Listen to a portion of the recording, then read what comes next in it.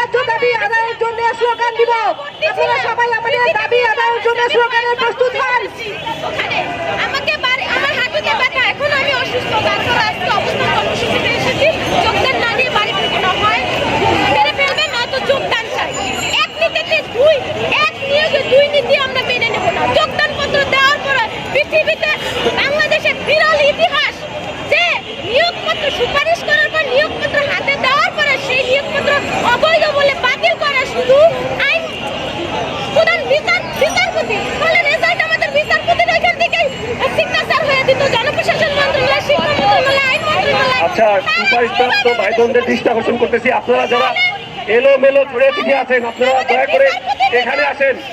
দূর দূরান্তে এলোমেলো ভাবে ছড়িয়ে ছিটিয়ে আছেন, আপনারা এখানে আসেন। আমরা 3টার পরই আমাদের পরবর্তী কার্যক্রম শুরু করবো। সুশৃঙ্খল ভাবে, সারিবদ্ধভাবে এখানে আসেন। আপনারা ছড়িয়ে ছিটিয়ে আছেন, এখানে আসেন। আর আমরা 6531 জন, শুধু 6531 জনেই আমরা না, আমাদের ফ্যামিলি 6531 জন ফ্যামিলি, কত মানুষ 6531 সুপারিশপ্রাপ্ত ভাই বোনদের